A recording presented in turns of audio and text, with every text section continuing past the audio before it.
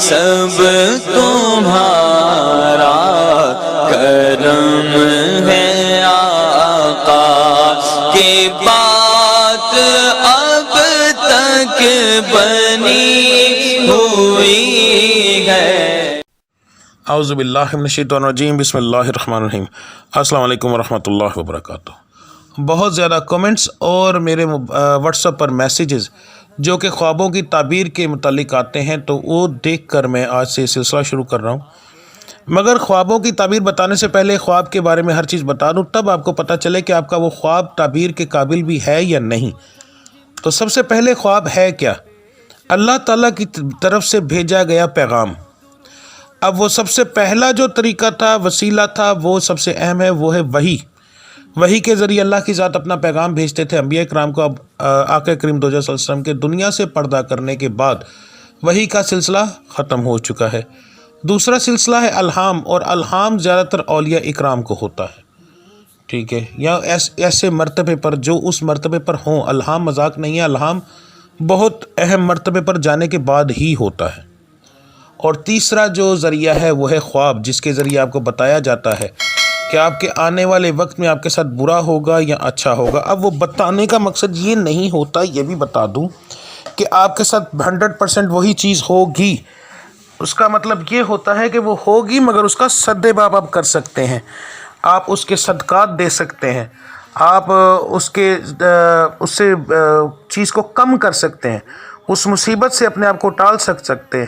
جیسے حضرت یوسف علیہ السلام کے واقعے کے اندر اگر اس بادشاہ کو خواب آیا تھا، تو اگر حضرت یوسف علیہ السلام کی مدد شامل نہ ہوتی تو وہ لوگ کتنے لوگ وہاں پر مرتے۔ جو خواب آیا حالات تو ویسے ہی ہوئے، مگر وہ اس کا نتیجہ کیا نکلا کہ وہ بعد میں ان کے فائدے میں چیز آ گئی، کیونکہ اس کا سدباب کر لیا گیا۔ تو خواب کا مطلب یہ نہیں ہوتا کہ آپ اس کا سدباب نہیں کر سکتے، سدباب کر سکتے ہیں۔ اب خواب جس انسان کو آتا ہے اس میں کیا کیا خوبیاں اور خامیاں ہونی چاہیے، کس خواب کو یعنی کہ آپ کو سچا ماننا چاہیے۔ تو جس رات آپ کو خواب آئے، اس رات سونے سے پہلے سب سے پہلے بات ہے کہ یاد رکھیں کہ آپ کا معدہ خراب نہ ہو، معدے میں گیس کی پرابلم نہ ہو، کیونکہ گیس کی پرابلم سے بھی خواب آتے ہیں۔ تو یہ چیز ذہن میں رکھیے گا، جب آپ کو خواب آئے تو سب سے پہلے آپ نے اس چیز کے بارے میں سوچنا ہے کہ کل میرا معدہ خراب تو نہیں تھا۔ دوسرے نمبر کے اوپر آپ کو جادو کا مسئلہ نہ ہو، کیونکہ جادو والے مریض کو بھی بہت زیادہ خواب آتے ہیں، بلکہ وہ تو بہت ساری ایسی بچیاں بیچاری ہیں جن کے خواب کے اندر آ کر حمل تک ضائع کر دیا جاتا ہے، مگر وہ خواب نہیں ہوتے، وہ حقیقت میں سارا کچھ ہو رہا ہوتا ہے۔ تو جنات وہ چیز کر رہے ہوتے ہیں، تو لاشعوری طور پر وہ انسان وہ چیز دیکھ رہا ہوتا ہے، تو اسے یہ لگتا ہے کہ یہ خواب ہے، حقیقت میں خواب نہیں ہوتا۔ جادو کا مسئلہ نہ ہو۔ اور تیسرے نمبر پر آپ کا، میں صرف عورتوں کے لیے بتا رہا ہوں کہ جو بچیاں ہیں اگر ان کو خواب آئے تو ان کو ماہواری کا مسئلہ نہ ہو۔ نمبر 1، جس بچی کی ڈیٹ ٹھیک نہ آتی ہو اسے بھی مہینے کے کسی بھی ٹائم کے اوپر یہ مسئلہ بن جاتا ہے، خواب آ جاتا ہے اسے، اور عجیب و غریب قسم کے آئیں گے۔ اور اگر ماہواری آئی ہوئی ہے، ڈیٹ آئی ہوئی ہے، تو اس دوران بھی خواب عجیب و غریب قسم کے آتے ہیں۔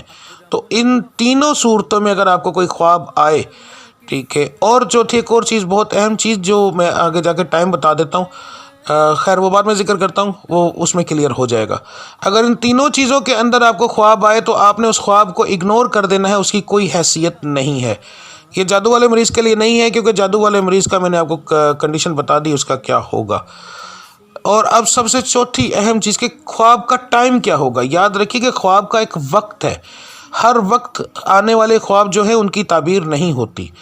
صرف جو خواب قیمتی ہے، جو کہ واقعی حقیقت میں اصلی خواب ہے، وہ آپ کو رات میں جب آئے گا تو اس کے بعد آپ کی جب آنکھ کھلے گی تو یا تو فجر کا وقت ہوگا، یاد رکھیے یہاں فجر کا وقت ہوگا، یا فجر کی اذان ہو رہی ہوگی۔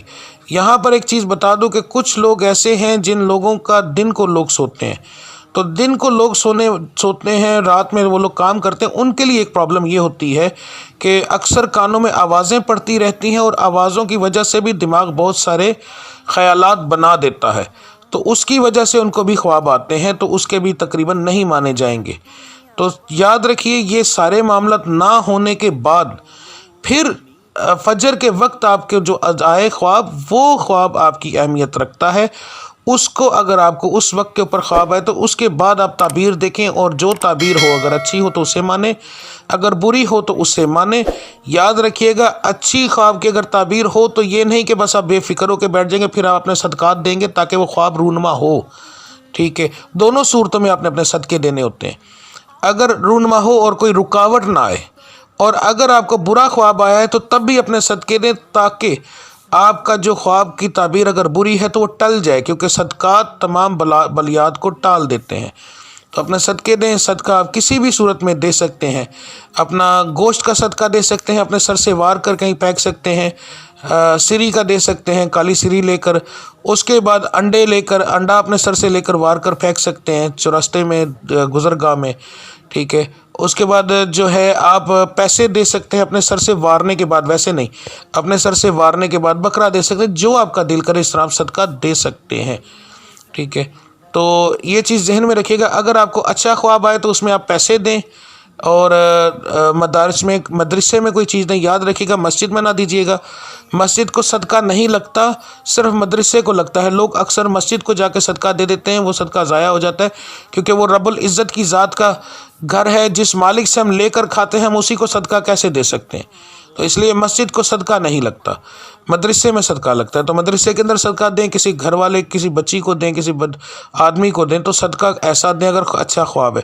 اگر برا خواب ہے تو پھر دونوں صدقے دیں، اب مدرسے میں بھی دیں اور ساتھ گوشت کا صدقہ وار کر پینکنگ یا انڈوں کا صدقے اپنے روزانہ وار کے تقریباً 7 دن 11 دن تک آپ لگاتار یہ کریں تو انشاءاللہ مصیبت ٹل جائے گی۔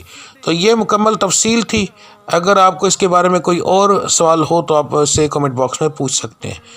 اب مجھے اجازت دیجیے، اللہ آپ سب کا حامی و ناصر۔ السلام علیکم ورحمۃ اللہ وبرکاتہ۔